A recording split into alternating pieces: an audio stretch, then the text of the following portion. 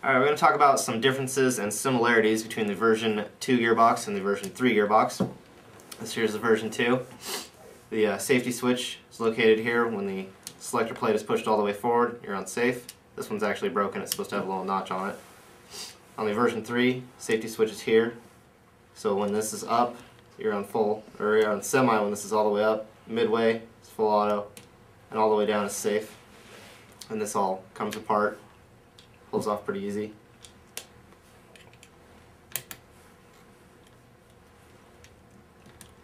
The selector plate on this side is very similar. It just slides back and forth. It's got some teeth here that run through, slides back and forth. Lets all the electronics inside here know what to be on. The version 2 has a free-floating motor, where the version 3 has one that's actually fixed to it. Makes it a little easier for removal and motor adjustment. You don't have to worry about wires getting in your way when you're putting it back in. You don't have to clip the wires back on the bottom. Whereas this one, you'd have to clip them back on. And sometimes the motor will get cocked sideways and bind up in your gears. So version 3 is a little easier in that aspect.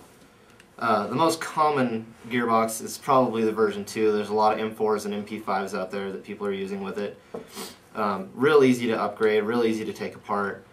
The springs from the version 2 and version 3 are interchangeable. The spring guides are not interchangeable. They have different notches that hold them into place just because of the different casing designs. You can tell the version 3 is a little slimmer. The electronics sit forward in here, where the electronics sit down low in here. It's just designed that way just because of whatever gun it sits in. The MP5s have a big body, the M4s, M16s have big bodies, so this fits in there a little bit better. The guns like the G36 and the AK and the SIG 5.52s, they have a smaller body with a more flat top, so they usually fit these in there. If you were to try to put this in there, this top piece here would get in the way. The bushings are all interchangeable. This one's actually reinforced up here. Common problem with version 2s is cracking in the corners down on the bottom, sometimes on the top.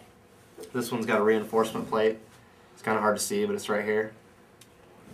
Helps to keep from cracking. A lot of people had problems with that with earlier versions. The gears are all interchangeable. You can usually switch those out depending on what brand they are. Certain gearboxes have them set a certain way. That's about it.